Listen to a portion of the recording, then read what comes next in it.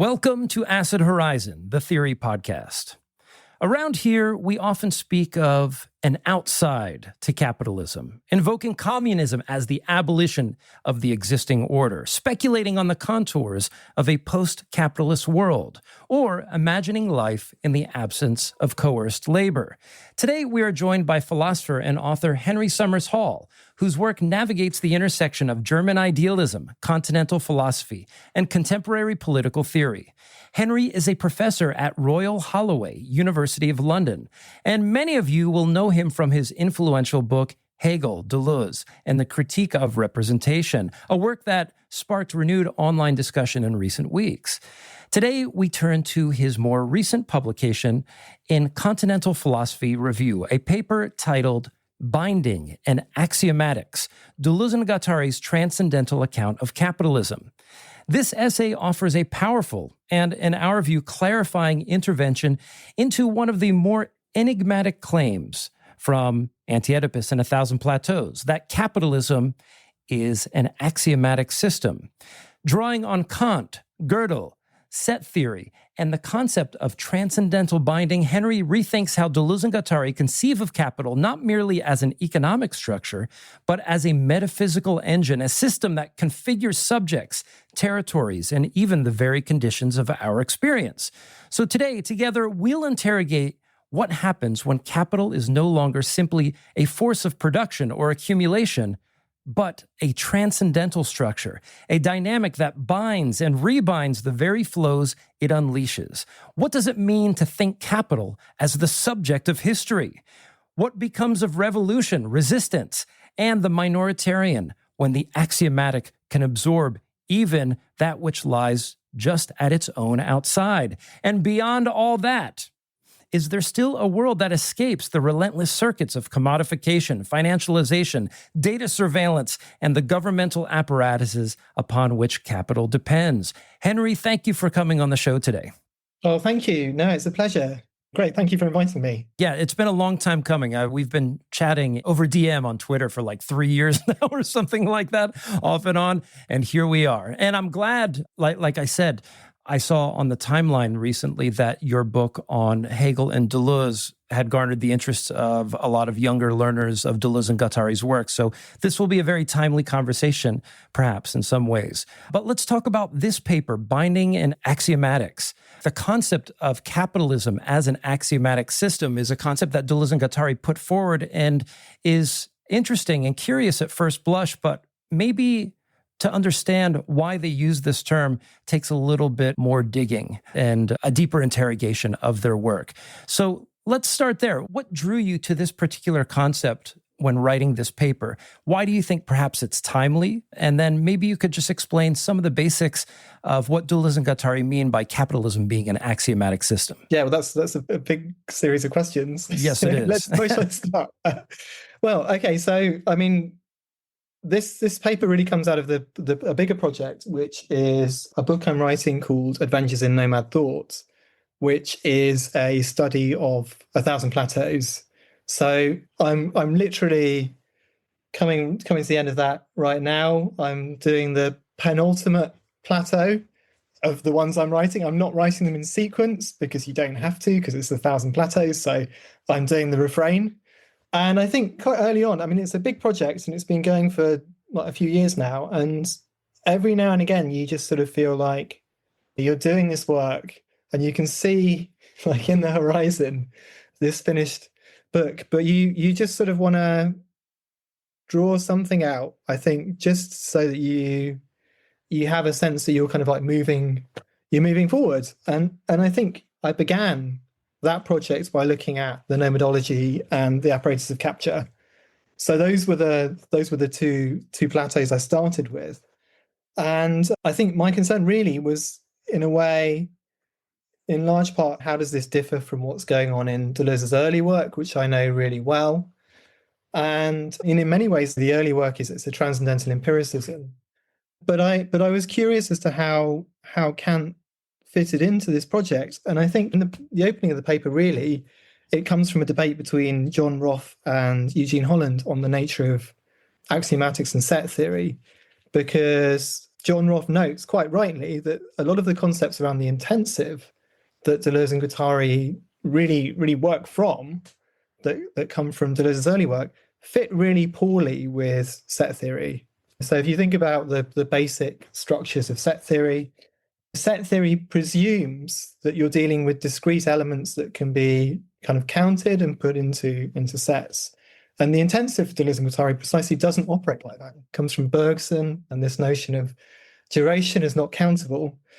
So Roth notes that and sees this as a real problem with what they're doing. And then Jean Holland kind of argued that there's a metaphorical structure going on here, that there's a metaphorical reading of the axiomatics, of using set theory to try and explain capitalism. But what I was interested in really is, like, having looked at particularly the lectures and the seminars that have been coming out from Purdue, it struck me that when they talk about axiomatics there, they don't just talk about what we would consider axiomatics like Peano, arithmetic, Bertrand Russell, all of that stuff, but they define it as a kind of a set of relations between undefined terms. And as well as that kind of stuff, they bring in Kant as well. And so if you look at the Critique of Pure Reason, Deleuze is very explicit and says, Critique of Pure Reason is an axiomatic because it operates in terms of relations between the kind of the transcendental subject and the transcendental object, which are these kind of undefined things, and there are rules operating between them. So Deleuze is very, very clear that Kant and transcendental idealism is an axiomatic, and that capitalism is an axiomatic. And then he kind of argues that Marx is a kind of Kantian in those seminars.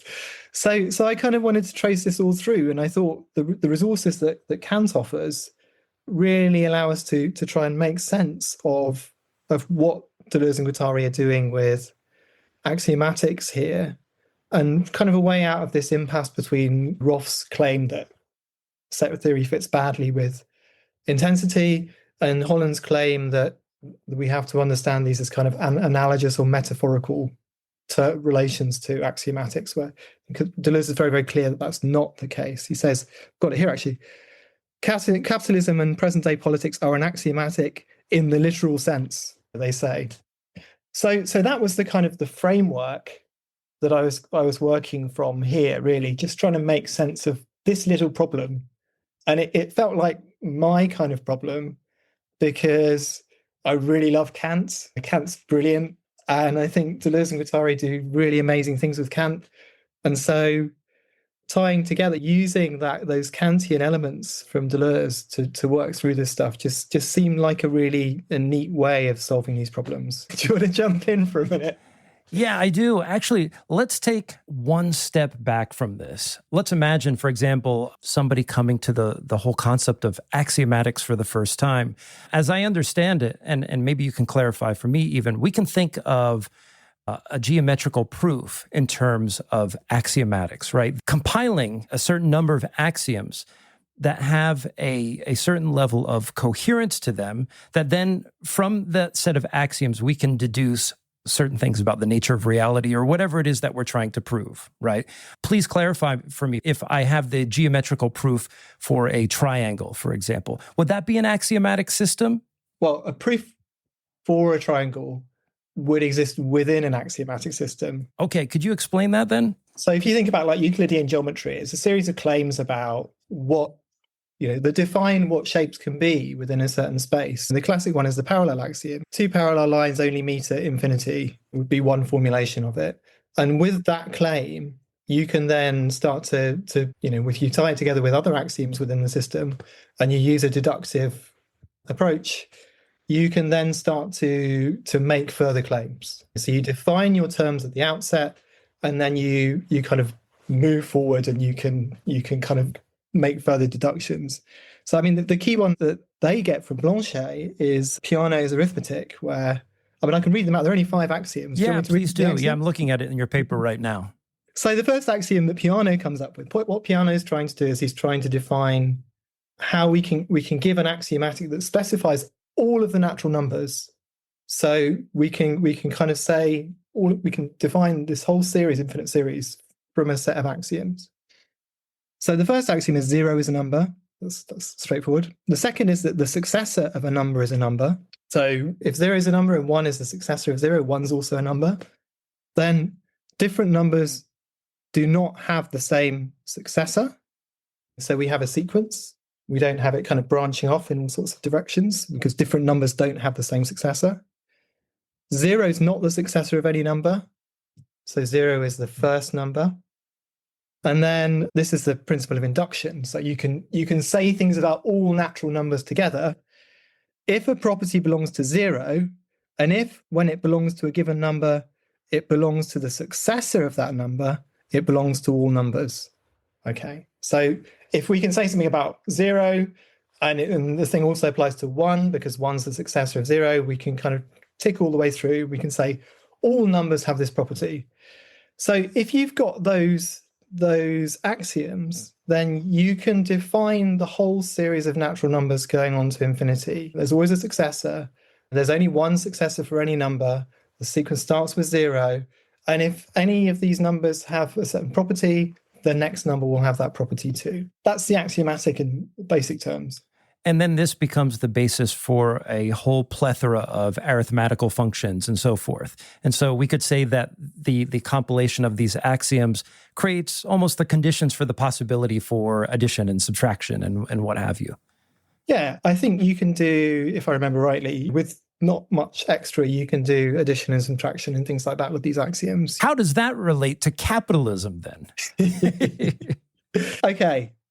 Well, I mean, there are lots of aspects of such a system that I think are really important for Deleuze and Guattari. I mean, the best way of understanding axiomatics, I think, is really as a way of understanding how things are organized.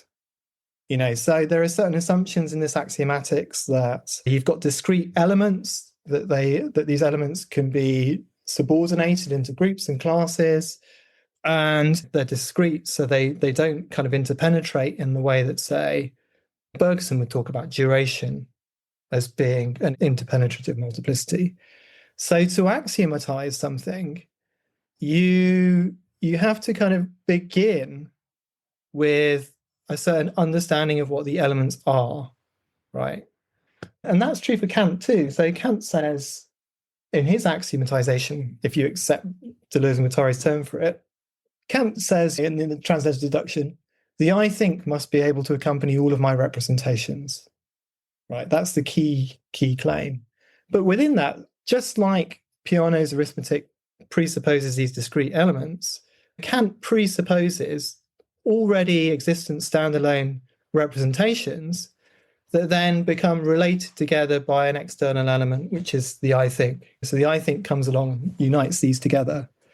So there's a certain way of organizing things that makes axiomatization possible. And I think what's really going on in relation to capitalism is Deleuze and Guattari argue that way of understanding organization is really at the heart of the capitalist society. So state thinking presupposes, for instance, this kind of discretization of people, and it presupposes, for instance, that people are defined in terms of properties that are kind of given in advance, in the same way that set theory organizes properties, characteristics, but doesn't really give an account of their genesis. So I think that's what's really going on in the background here, is that the notion is that the axiomatic is what they'll call elsewhere a sedentary distribution, in that the important things don't come into being through processes of time unfolding itself, but they have to be given in advance. And so that brings with it all sorts of limitations, conceptual limitations, but also useful ways of organizing people as well. Yeah, thank you. I mean, in terms of, what you talk about where Kant comes into it here, in terms of, for example, if we take the literal meaning of the word axiom, if Deleuze is saying it's an axiom in the literal sense, and it comes to the axiology, the idea of something being valued in that Greek root of axio. I'm just thinking about how Deleuze uses Nietzsche to critique Kant, because just for explaining for everyone who hasn't read Kant, Kant's system essentially means that we do what's called prolepsis. We project we project categories and relations onto sort of the raw matter of sense data that we experience in order to make it coherent as an experience, to make it accord to things like cause and effect, for example. What Deleuze says using Nietzsche about Kant is that, well, Kant gets the result he wants. He places upon the object the coordinates that make it amenable to the particular scientific paradigm he's trying to defend, which is something in between sort of Newton and Leibniz. And then using Nietzsche, Deleuze is essentially saying that, if anything, the forces that are behind the imposition of philosophical categories onto the organization of how we see the world and how science understands the world and how law understands the world and power understands the world, because for Kant, the transcendental deduction is a deduction in the sense of a form of legal argument, but it's written to the Prussian education minister for particular reason. That's in the preface. I mean, through this Kantian dimension, do they therefore treat sort of the Kantian categories, or rather any sort of condition of possibility for something to exist or be actual in the way that it appears, or at least comes to appear, as therefore being axiomatic? And to that extent, there's therefore any critique of axiomatics through Kant therefore also become a critique of value? And does this translate to how they would read someone like Marx say the word value in terms of the law of value? Does value itself become an axiom or a constellation of axioms? Stepping away from value, I think this is really important, the value element. And I think one of the big differences between difference and repetition and 1,000 plateaus is you get those claims about how the image of thought presupposes the state and it finds the state and all those. You get all of that stuff in difference and repetition, this claim that all of those structures that you find in, say, Hegel are already there, and so they're just recognized or extrapolated. You get that claim, which is about value there, but it's really in 1,000 plateaus where it becomes more important, in a sense, how these valuations work. But yeah, I think one way of understanding what's going on is that what's presupposed in many cases in these axiomatics is a distinction between what's essential and what's accidental. The classic example, the most useful example for me, would be something like Chomsky. So they talk a lot about Chomsky throughout, and that's another axiomatic, right? It's an axiomatic about language. And Chomsky kind of gives this account of language where you've got your basic terms, and then you've got rules that you recursively apply that are fully specified in the axioms, and they let you generate statements within a language that are well formed. So Chomsky, in his universal generative grammar, provides another example of an axiomatic. Now, the difficulty is that lots of things sort of escape from that axiomatic. So if I'm befuddled, maybe I won't say the words in the right order, or I'll put in these pauses and all of these breaks and things like this in my natural language and mistakes that don't accord with the universal grammar. Now, for Chomsky, the only way he can explain those is by saying that there's a noise, essentially. There's a noise in the system. So you've got the axiomatic, which says, this is the way language should work. When it doesn't, you say, okay, well, there's a difference between the competence and the performance. I'm not saying it properly. In the same way that an orchestra might perform a score badly, the score's the thing, the ideal, and then everything's kind of determined by how close it gets to that.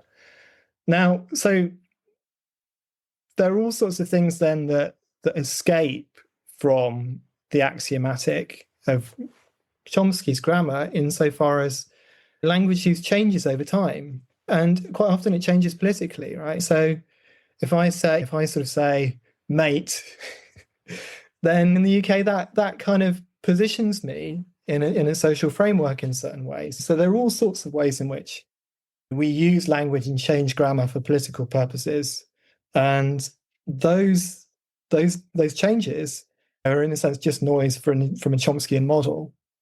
And that kind of leads to one of the big problems with these axiomatics, is that as if you were operating in terms of what's essential and what's accidental, then when things change, then that change becomes inexplicable because it becomes a movement away from the essential. If you think about Chomsky, if I'm talking to you guys, ideally we would have exactly the same model of language in our heads to make communication possible. So if I deviate from that, it's not a creative process of something new emerging. It's just noise that's going to deform the possibility of genuine communication.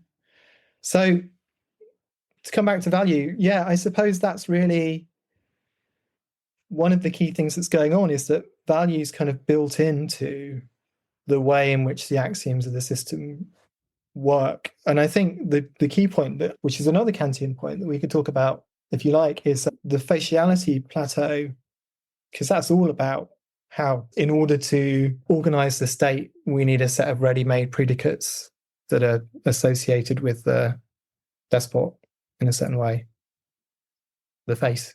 So the discussion between Adam and you here is quite interesting, particularly as it pertains to certain elements of the B deduction relating to, let's just say, like Germanic property law and like right being literal right in this sense. It also reminds me of like a little, it reminds me of two things. A, it reminds me of Giorgio Agamben's assertion that like philosophy can be an apparatus, that in fact like this dispositif can include philosophy. But it also reminds me of a strange comment in Deleuze's treatment of Foucault, where he says that machines are social prior to their technicality. And I wonder if one can say the same about the inverted relationship between so-called practical philosophy that came at the turn of the 20th century, and by looking at Deleuze's treatment of Kant, both in difference and repetition, but also his notion of the dogmatic image of thought, that representation or dogmatic representational philosophy is sort of practiced through a particular kind of relation of subjectivation before it's actually theorized. That in fact, it's not just the owl of Minerva, but in fact, all the social forces are there that make this enunciation possible. And of course, like this might just be me smuggling in Foucault or Rainer Sherman into this and trying to say that Deleuze is doing something similar. So that's the first question. Then when I see invocations of the state and the philosophy of the subject, I wonder what the role of the Erstat has to do with this then. I'm just wondering, because the state as a practice, right, is something that as a looming historical practice. Like, is there am I reaching too far here with Deleuze? Am I trying to say everything is interconnected and he's got a closed system? Like, I'm just wondering. I'm just asking questions. A very American thing to do, I know. Yeah, no, they're really good questions. I mean, I think Foucault is really relevant here, and they refer to Foucault all the time in, I don't know, so they do so much in these plateaus, but they do in the faciality and in some of the earlier ones where they're sort of setting up a lot of this stuff.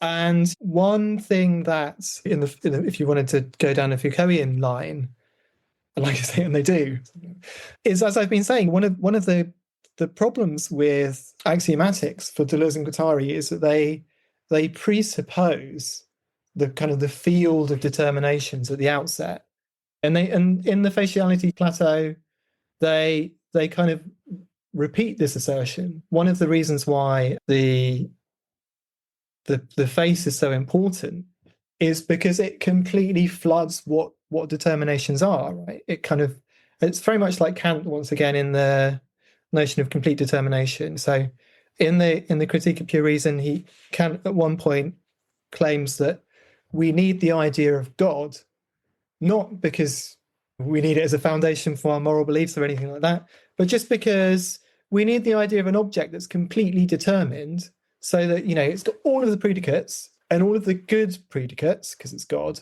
And then when we look at something in the world, its coffee cup, for instance, we can see, well, it's got some of those predicates and it's lacking others. So we need the idea of something for Kant that's completely determined, in order so that when we look at other things, we don't think that our determinations are just going to run out. So when we ask questions of the world, it's not going to be the case that at some point, I ask a question about a property of this coffee cup, and there's no answer. So in order to be able to ask questions about the properties things have forever, we need the idea of something that has a property in each of the categories all the way down, possible properties. And that idea guarantees that everything we can encounter in the world will be determined. We'll be able to say what it is. And that's what the faciality stuff does too. Faciality in A Thousand Plateaus, the face is this completely positively determined moment, ideal, that allows us to kind of like define other people by their distance from it. Deleuze and Guattari say they're not interested in the philosophy of the other. The face includes everyone. And like if you're not male, if you're not white, then you're included in the face, but with certain characteristics as being negations. Now, the reason why the face is there is because it populates fully the field of what it is for something to have a property. The notion of the face lets us say everything can be understood in predicative terms. The predicates are already there, and they say this explicitly. And one of the reasons why they do that, to get back to the Foucault, is because if that's the case, that all the predicates are there, then you're very much in the situation, sort of say, the history of sexuality, where our essence is there to be discovered, rather than this Foucaultian notion that there's a constitutive process underlying that, whereby we're kind of constituted a certain way by structures of power. So faciality is a way of, once again, of kind of preventing a certain inquiry into the intensive ground of our categories by arguing that all of those categories are there always already.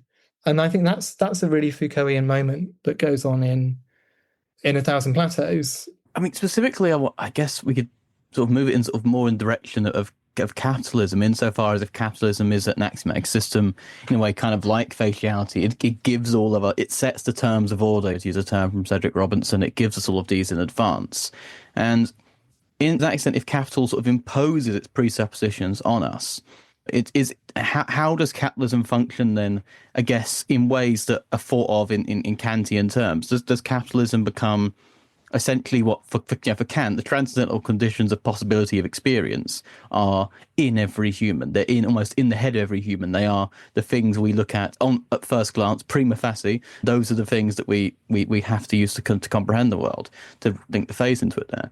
So I guess for Deleuze and Guattari, what does it mean for them to think capital in this sense? Because we have a lot of history with Marx of thinking of capitalism in terms of, by this Hegelian logic of things that impose their process development on you, and then as they're doing that, they make themselves appear like presuppositions that they've always been there, like human nature or something.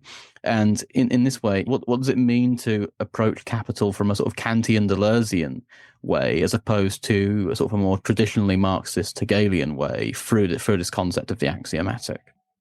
Can I take a detour through Kant and Hegel? Oh, absolutely. That's the best detour you could take. I mean... Hey, this is Craig again, just taking a quick break. Just to let you know that Acid Horizon is entirely listener-supported. We don't run ads. We run on the energy of our community. By joining our Patreon, you help sustain a platform for rigorous, experimental thought beyond the limits of the Academy. You'll find fellow grad students, independent researchers, and lifelong learners in our seminars and reading groups. If philosophy and thought is a lifeline for you, please come take part in our community. Just hop into the show notes, find the link to the Patreon, and subscribe today. Okay, well, let's start with Kant's transcendental dialectic. I mean, you guys probably know this stuff anyway, but, in the Antinomies, Kant sort of sets out the limits of representation in a way. And he kind of says, well, let's like a question, like the world has a beginning in time, or the world doesn't have a beginning in time. And Kant argues that we can prove either of these, right? We can prove either of these claims by a reductio of the others. So either of these arguments, that the world begins. There's like a point where then before that there's no time. And the claim that you just go tick, tick, tick, tick back forever. Both of these claims are provable. And obviously that's difficult because we've got a contradiction there.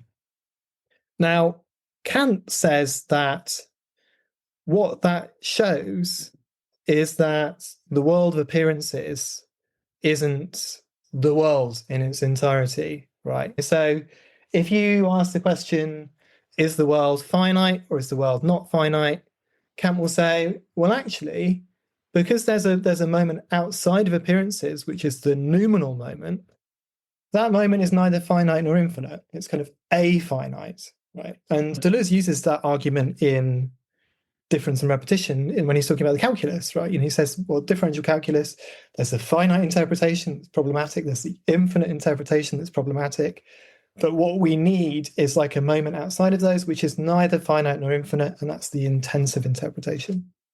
Okay, that's the Kantian claim, right? And Kant says this is like an indirect proof for transcendental idealism, right? Because if we need this moment outside of representation to avoid falling into contradiction, then then it can't be the case that what we perceive are things in themselves. There has to be this noumenal moment outside of appearances. If all there were the things present to us, there would be no space for the noumenal to resolve these problems. Now Hegel comes along and he says essentially that's bullshit, and the reason it's bullshit is because Kant's been too tender with the world, right? It's too tender. So when we get a contradiction, what does it tell us? It tells us that the world is populated by contradictions. It's not about our reason. The world is this contradictory place. So that's the kind of the movement you get there. So Kant sees contradictions as opening up a space outside of appearance. Hegel sees contradiction as moving us to a more adequate view of the contradictory nature of experience or the world.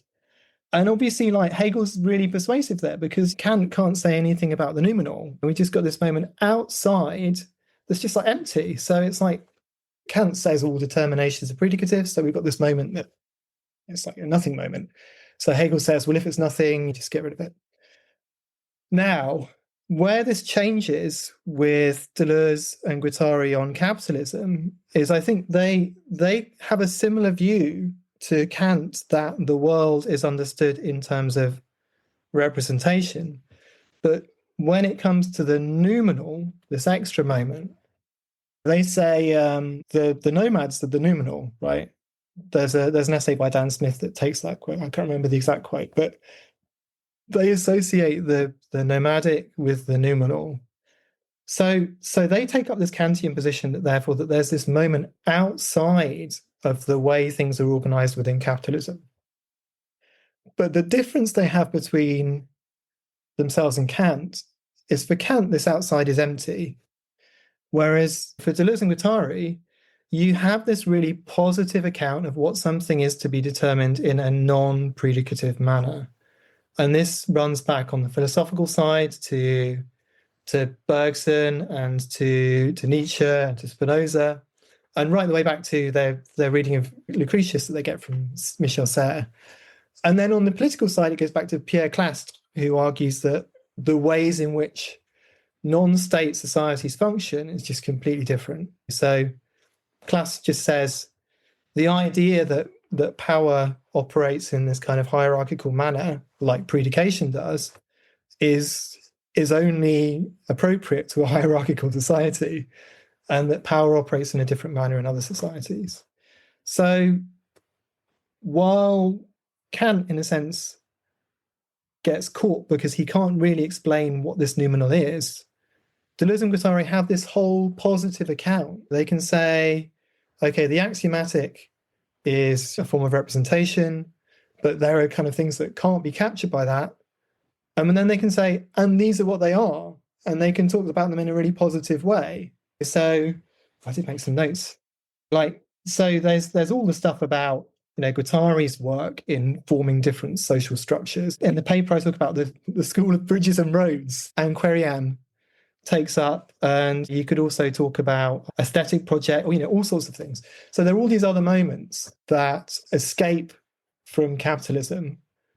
And so what Deleuze and Guattari are really presenting is this notion that capitalism needs to be understood in a broader logic of multiplicities. And the trick of capitalism is really to cover over the fact that there are other forms of multiplicity that can't be captured by capitalist axiomatics. That's the trick. So you don't even think about other modes of organization because the face structures your perception so that everything is predicative. And I think that's really where the departure from Marx comes, because and I don't know Marx well enough, so if I'm wrong about this, that's fine. I'm happy with that. But for Marx, it seems to be the case that production defines modes of production, relations production defines social structure, whereas what Deleuze and Guattari are interested in, they think that's true of state structures, but in non-state societies, then we don't have labor, we have what they call action, and it's non-productive insofar as it doesn't produce a surplus of any kind. So there's no surplus, and because there's no surplus, there's no hierarchy. And the key claim there, going back to the more philosophical aspect, is it's very, very Nietzschean. It's this idea that action doesn't let you divorce the product from the agent.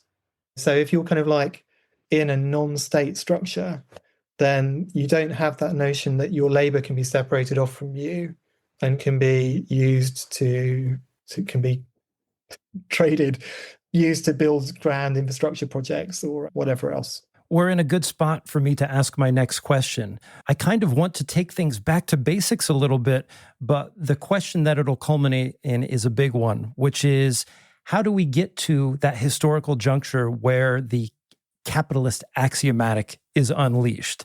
And I think we're kind of skirting along the edge here at the distinction that Deleuze and Guattari make between what we would call codes and then the emergence historically of the axiomatic. And the thing that I want to cover, and I think we should do a little quick and dirty on like what the difference between codes in a pre-capitalist society, what that looks like versus what we see in the emergence of capitalist society. So as I understand it, and in my reading of Deleuze and Guattari, codes are qualitative, they're concrete, they regard things like kinship relations, customs, rituals, territorial organization, and so forth. We might even say that they are historically or even mythically bounded in a sense. And then there comes a point at history where, with the emergence of the state, we also have the emergence of the figure of the despot, whose function then is to overcode this series of flows. And the purpose of code in general then is to manage a surplus that's developed within societies. And this is a fundamental part of Bataille's work that we talked about on the show quite a bit, is the management, the expression, the disposal of excess in a society to whom that surplus is given to, and the conditions under which, for example, someone can enjoy a surplus or not.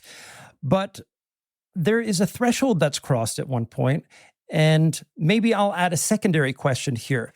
How then, perhaps, is Marxism Kantian in a sense, or how is the unleashing of capitalist forces, the emergence of the capitalist axiomatic, how can we view this as a theoretical dovetail between Marx and Kant?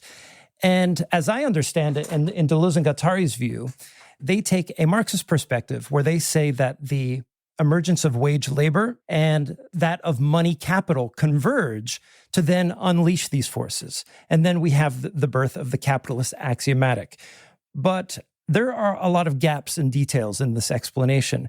Ultimately, my question is, how do we get from these pre-capitalist societies where you have things like scarification, inscription, rigid moral structures, to the emergence of wage labor and money capital and so forth, which do not necessarily depend on strict schemas of these kind of structuring codes? What marks that ontological mutation from the pre-capitalist society to the capitalist axiomatic? Yeah, it's a really good question. And I mean, I guess we go back to the Hofstadt as well. We can bring in here, I guess. Where can we start? Well, I suppose, yeah, you're right. I think you're absolutely right. Primitive, as they call them, people, defined by codes.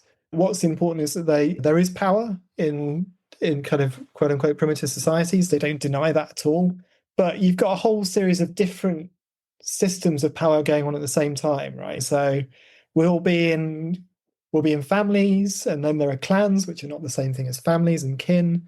And then you've got religious ceremonies, and you've got all sorts of other things going on, maybe like magical processes that are not the same as religious.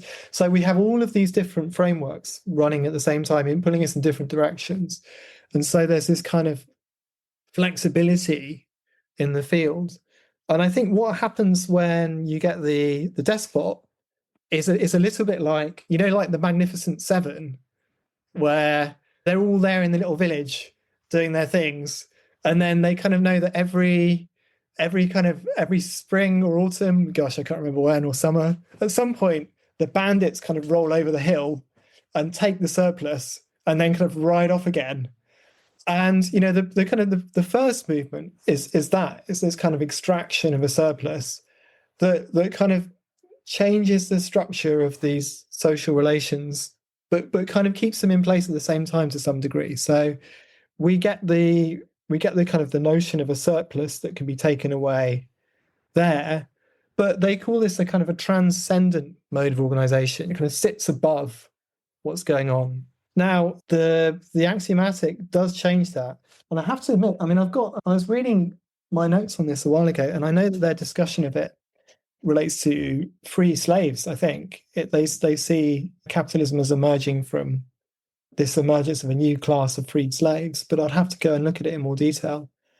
But maybe another way of getting to it is, like, one of the examples that I find that I really like is this example they talk about with the introduction of descriptive geometry. So descriptive geometry is just like a way that you can specify forms. It's just geometry, basically. Now, this kind of happens, Anne Querian talks about this, and it's kind of the 18th century. This comes in as a way of allowing architects to specify what they want made.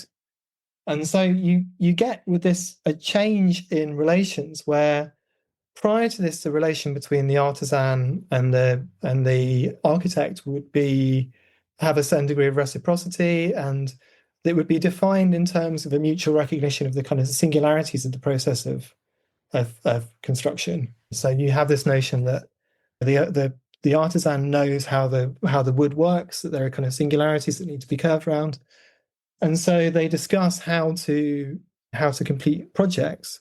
But once you have the notion that form can be specified kind of independently of the singularities of the material, you kind of introduce this hierarchical relationship between a class of people who are working, who become kind of replaceable, who purely give form to content, and a class of people who specify that form. And I think that movement whereby you get this kind of introduction of a homogeneous mode of understanding for them is really at the heart of the kind of the conceptual movement towards capitalism. Prior to that, they talk about like the Romans, for instance, and they say the Romans seem to have all of these laws and capitalist structures and axiomatic, but really the laws were just like the emperor telling people what to do or telling people not to do. They weren't formal laws in the same way. And I think where capitalism really emerges is when you get this notion of a homogeneous understanding where you start thinking of the world in terms of hylomorphic schemas. So that doesn't answer your question about the historical process. I think they do have an answer to that question.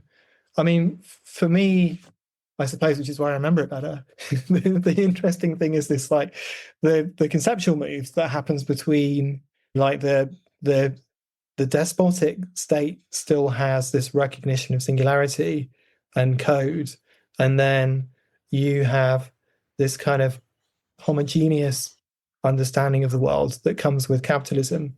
And with that also comes the notion that capitalism is an imminent mode of development, because we don't understand ourselves anymore in terms of codes and singularities and intensities, but in terms of predicates and categories in the kind of Foucauldian sense.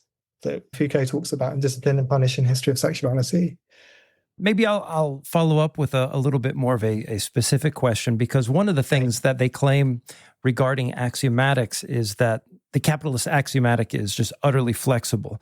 So it can either add or subtract axioms. We might even say that, for example, the sort of crisis of the technocratic far-right governments that we're seeing now around the world might be a symptom of this kind of double movement that we see in this latter stage of degraded liberalism that we're living within. I mean, at one time in our society, we might say that it was possible to be experimental with our personal religions and faiths, whereas in previous societies, you couldn't do something like that. You could come to the United States, for example, and if you were born a Jew, you could become Christian or become atheist or maybe even become a Muslim. But then when capitalism undergoes these crises and things slide to the right, we see the reemergence of certain kinds of rules, certain kinds of governance, certain kinds of social mores where those freedoms are clamped down upon. But not only that, we see the emergence of things like the development of AI amidst things like climate breakdown and so forth. So it seems as if the algorithm is in a constant state of flux, incorporating new axioms, subtracting others. It makes capitalism more elastic, and it seems like it's more durable, but is there a way for Deleuze and Guattari that it makes it more vulnerable? Okay, no, I think it's a really interesting question. I think let's talk about the flexibility to start with.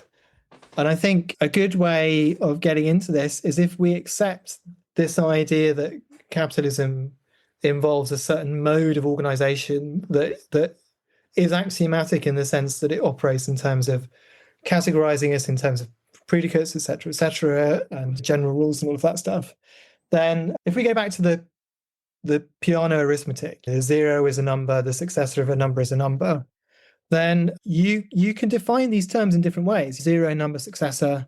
They're not like, these are the undefined terms. So if you defined successor as a halving process, then you would have, and maybe define zero as 1. Then you'd start off with the number 1, and then the successor would be half, and the successor of that be a quarter and an eighth, and so on. So rather than the natural numbers, you'd have this sequence of fractions getting smaller and smaller and smaller. Because these terms, you can define them in any way you want.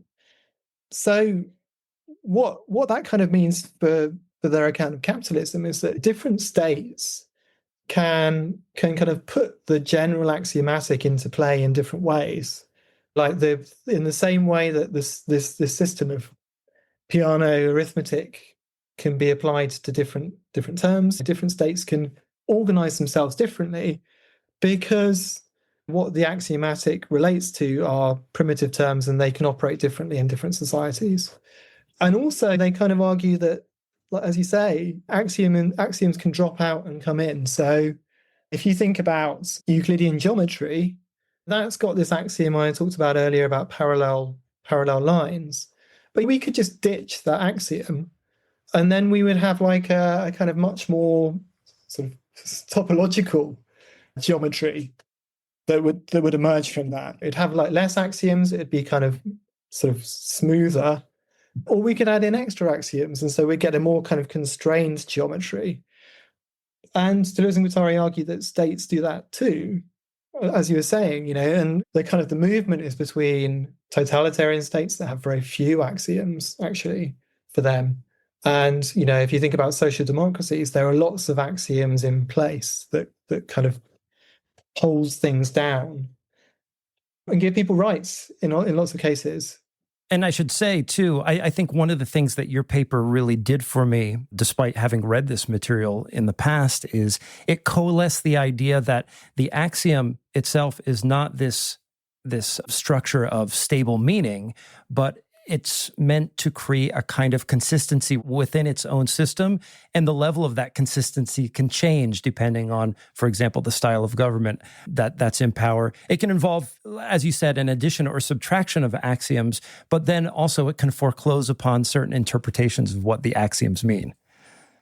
Yeah, absolutely. And it is flexible in that way. I mean, I think the other flexibility that I don't talk about in this paper, but is important, is that it's also the axiomatic is an abstract machine. And what they mean by that is a bit like Chomsky's generative grammar. Chomsky's generative grammar shows the relationship between a set of claims and well-formed sentences. But, it doesn't talk about the ways in which the brain kind of constitutes those well-formed sentences. That would be the concrete assemblage that does all of that work. So it doesn't worry about that stuff. And I think that you find the same thing with states as well. There's an axiomatic, which is in a sense the ideal, but within these states, there's always going to be noise in terms of how far that axiomatic can be put into place. So in America at the moment, you have very strong efforts using lots of force, explicit force, to maintain a certain axiomatic model, a certain structure of society. So as well as the kind of fluidity of the axiomatic, there's also a fluidity insofar as the states are intensive processes, right? Because everything is for Deleuze and Guattari, but the axiomatic isn't. So there's going to be a sense in which you have a machine that's trying to create this representation of itself as different from the way it is. And it might create that representation in ways that don't conform to the representation it's creating. You can kind of like student protests, sort of beating them down and all of those things that kind of fall outside of the axiomatic, but on a machinic level make it possible. Yeah, and just in terms of just developing on unfolding some of the stuff on the machinic there, particularly in relation to, you just mentioned earlier that capital essentially sees the world in terms of hylomorphism. So it sees the world in terms of, in hylomorphism, just for the listeners, it's a theory from Aristotle that essentially there is matter and there is form, and actual objects are just matter stamped with form, like stamping a seal on wax. And to that extent, we want to talk about capital as thinking of things in terms of homogeneity and hylomorphism. Is this in the sense that capital sees everything as uncapitalized versions of itself? And to that extent, everything can be capitalizable upon. Everything can be made to make more value. If you want to go back to the Marxist formula of MC M dash, where you get, the M is mediated by mediation might not come into this theory of capitalism necessarily if it's for Deleuze and Guattari, at least not in the same way as it does, as we tend to use that when talking about theories of capitalism. Does this extent seem like capitalism is acting to impose its representation of itself, or the coordinates of its representation of itself, upon everything else?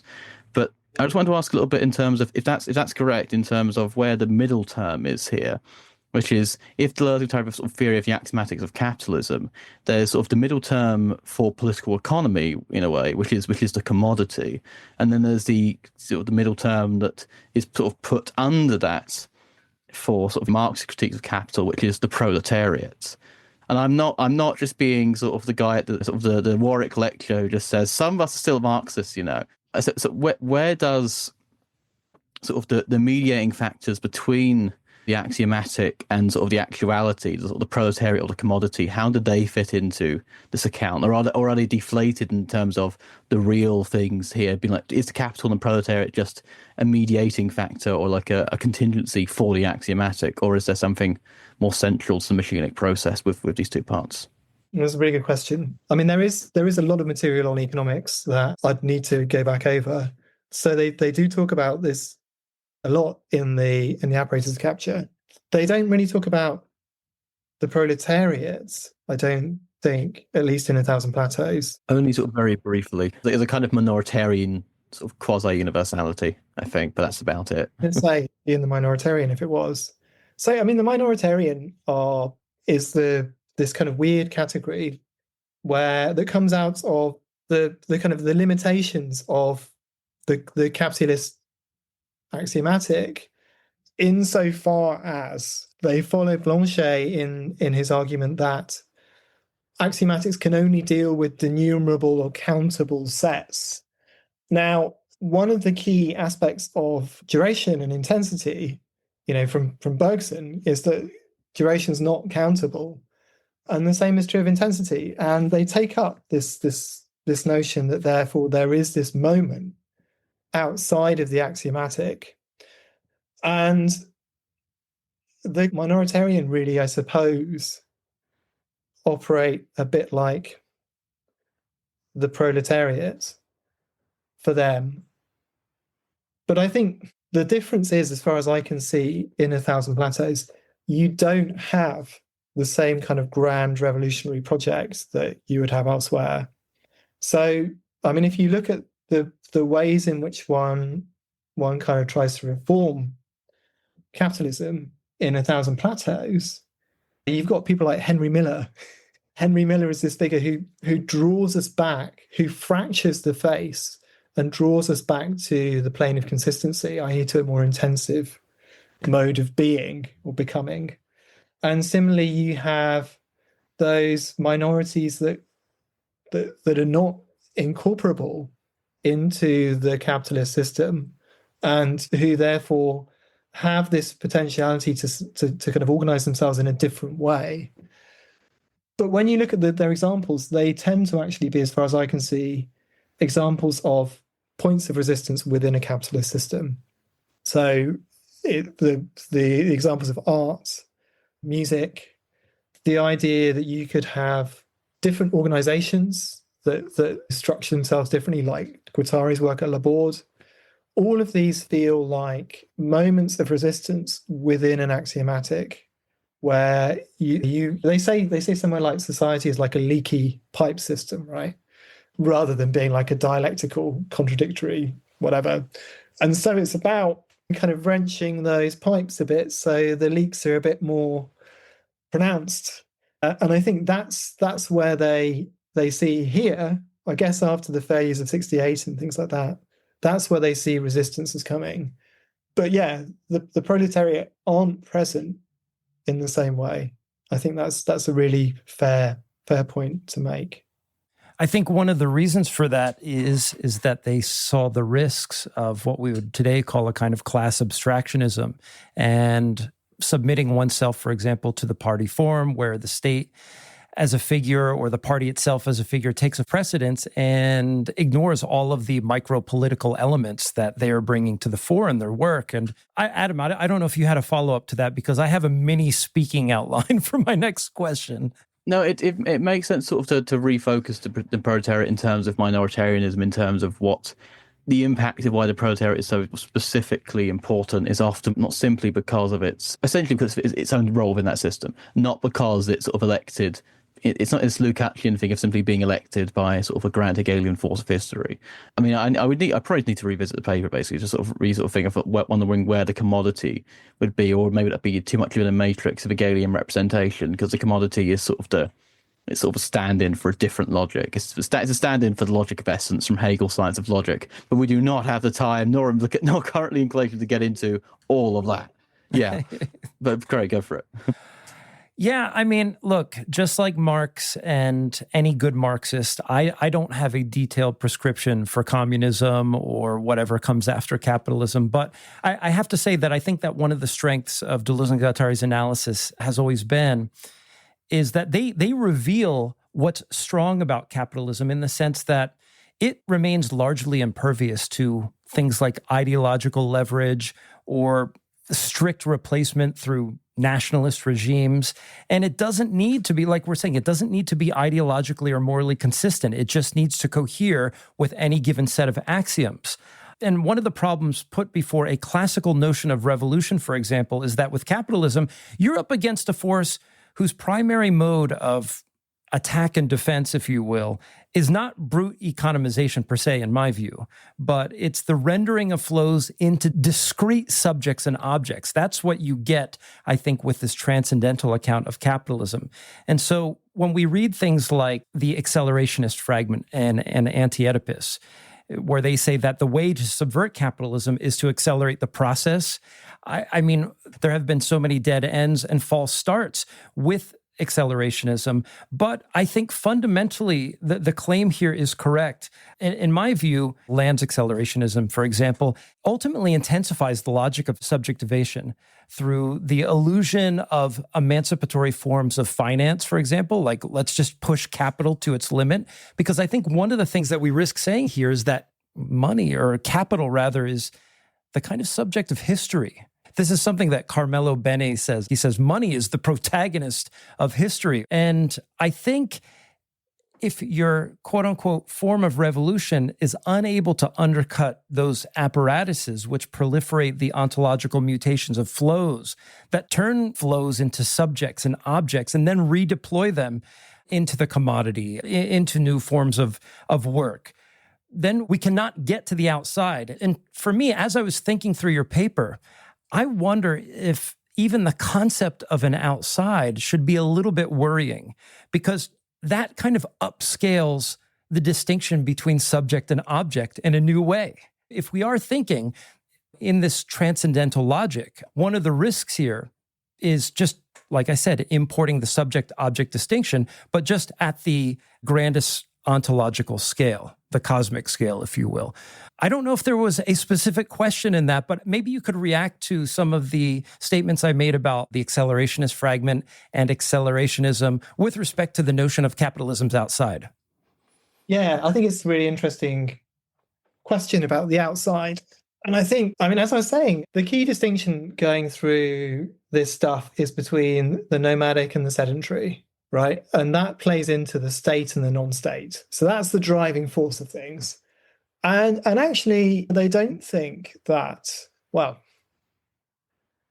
it's the subject of history may be money, or it may be state, some sort of state structures, but history itself is a representation of becoming, right? So, in fact, in the same way that Chomsky can't explain change in language, we were saying earlier, there's a real negative pull in Chomsky that, if the ideal speech community falls apart and we start speaking differently, for Chomsky, that makes no sense, because we need to speak the same language to communicate. And that's true of all axiomatics. They all militate against change.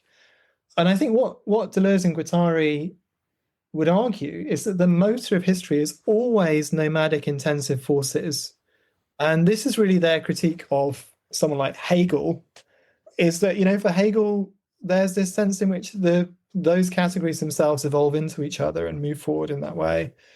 Whereas for Deleuze and Guattari, that's always like a surface effect of underlying intensive processes. And I think that's true of capitalism itself, right? Capitalism itself, it only understands the world in terms of extensive, denumerable structures. But in a sense, the risk that they present at the end of 1,000 Plateaus, the big fear they have, I think, is that outside of these states that are operating in terms of the axiomatics, there's this kind of nomadic field of intensity that it can't recognize, this nomadic war machine that threatens to deterritorize the whole system. And they're writing in the Cold War, so they're writing in the sense that you have these states in this system that are unable to comprehend the kind of the nomadic intensive forces that are right outside of that system itself. So that's the kind of the outside, but the outside is, in a sense, the distinction between the two abstract machines. So if you go right back to the geology of morals, they say there are two abstract machines. You've got genes and you've got organisms, and they one codes for the other. Now the sedentary axiomatic would say, well, this gene codes for this and this gene codes for this, and you've got the two levels, and it ties them up, the two strata. That's I think they call it the ecumenon, the abstract machine that ties those two together as fixed things. But then you've got this other machine, which is just this kind of pure intensive bubbling. It's just going on and on and on. And for that machine, the fixed state of the code doesn't even really come into it. You just have this constant interplay of forces. And obviously, when we're thinking, we kind of normally think in between those two. They're abstract, whereas the assemblage operates across both. But the outside is really, in a sense, not thinking of the world in terms of the abstract machine that purely gives you the axiomatics, but thinking of these intensive processes that are constantly at work. And so not thinking of what doesn't fit the axiomatic as noise, but thinking of it as positive, creative process. So whereas for the axiomatic, anything that falls outside is lost. It's just the axiomatic hasn't quite captured that. From the perspective of the intensive, that essential accidental distinction that the axiomatic relies on isn't in play. In the same way that genes code for organisms, but genetic drift is a really good thing. But if you're a geneticist, you might see that as a mistake in coding. Yeah, and this is one of the things that I think either makes Deleuze and Guattari utterly compelling or repellent to some revolutionary-minded folks. Because on the one hand, if we submit ourselves to the idea that there's this intensive field that has no finality to it and that no revolution will ever be complete, it's almost as if there's a kind of abyss underneath us at all times. But even to create the metaphor of abyss, once again, reintroduces that kind of negativity.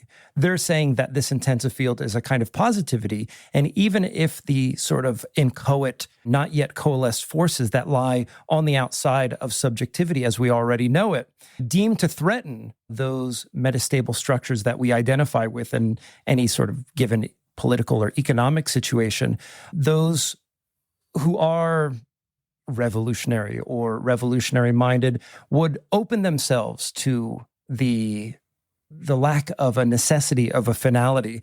And this also takes us to the question of absolute deterritorialization, because if we read Deleuze in The Logic of Sense, for example, he will say that things do condense upon new forms of subjectivity, that this is something that we can kind of play with.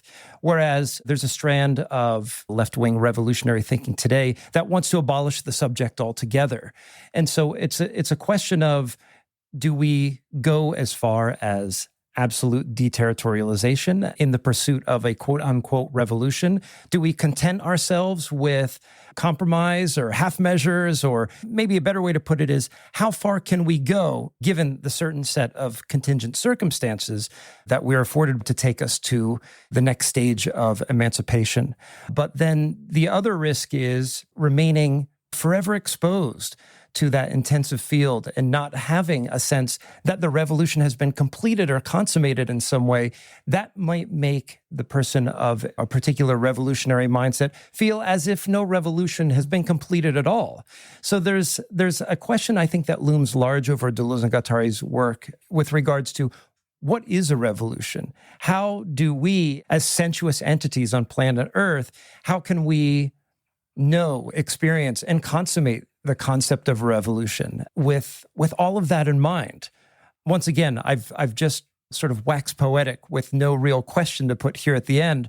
But the spectre of Chomskyism here, an uncomfortable spectre at this beast of permanent revolution as absolute deterritorialization. Right. Versus, the nomadism in one country. Yeah, that's right. Yeah, so where does that put us with respect to Deleuze and Guattari's concept of revolution with capitalism's outside? I guess I'm going to go back to my previous poetics, which was ultimately for us to go beyond capitalism.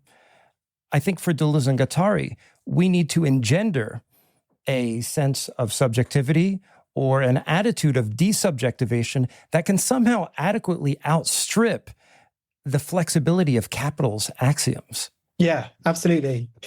I mean, who can do that? This is where, it gets a bit, I quite like it, but I can see how one could say it gets a bit bourgeois, right? Because yeah, absolutely. When the figures they really turn to are like Pierre Boulez and Henry Miller as figures who they sort of say you can't go back.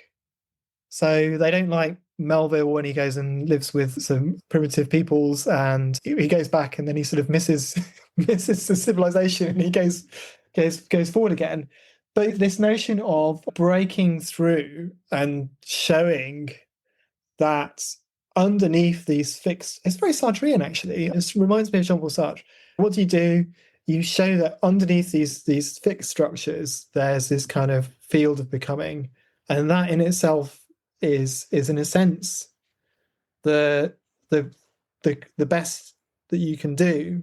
And I think I really like their early stuff. They bring up Hamlet again here, but Hamlet's a key figure in Difference and Repetition. And that whole notion that drama is defined by the unfolding of action. In Aristotle, you just got action, action, action, action, and things. The time is defined by the action. And then you have someone like Hamlet who comes along and he doesn't know what to do. And in that not knowing what to do, he subverts the whole structure of us being driven by this kind of predicative thing. And time itself comes out. There's the time of Hamlet waiting to figure out who he is. And it's not an inchoate time. It's like it's a meaningful time with a different organization to the time of action. And like, I don't see a project of grand revolution in 1,000 Plateaus. I mean, it might be there and I might be missing it. I don't think I am, but I'm sure you could build one.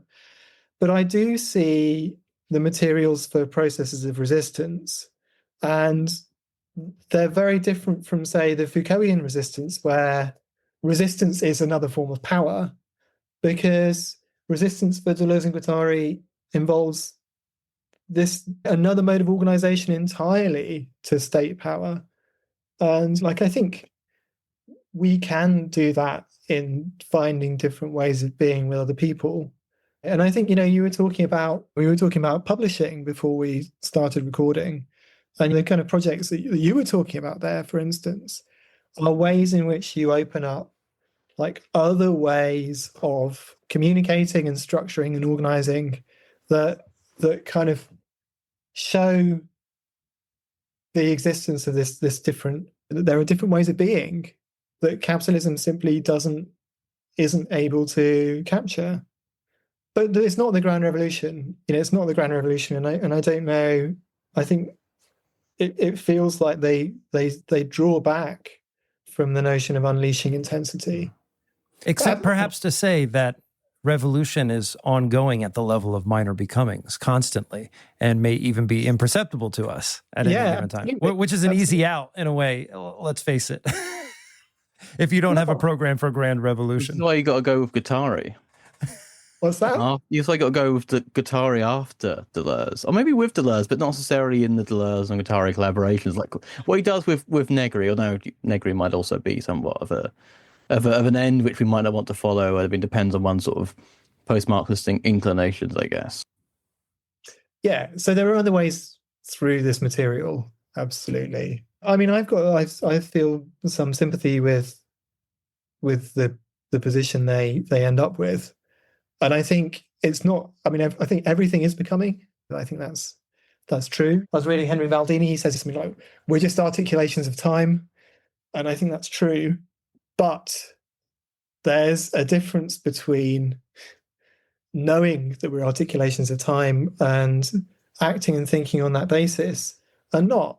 And I think that's an important distinction.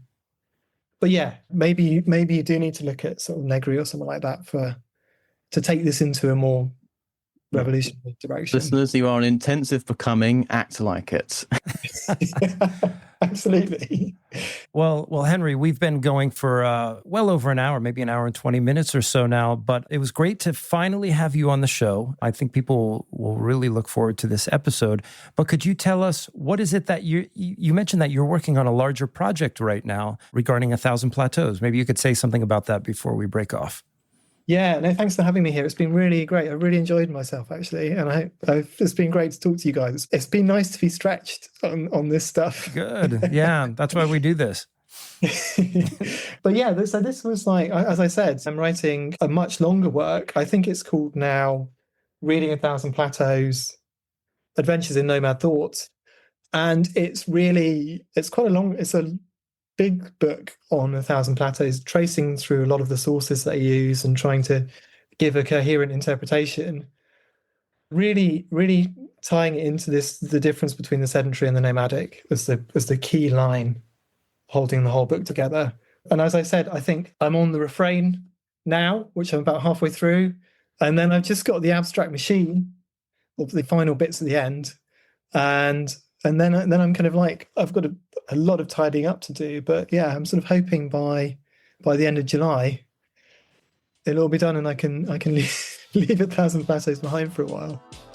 Excellent. Well, thank you for coming on the show, and we hope to have you back again, maybe just to discuss Hegel and Deleuze next time. Yeah, happy to. No, I'd enjoy that.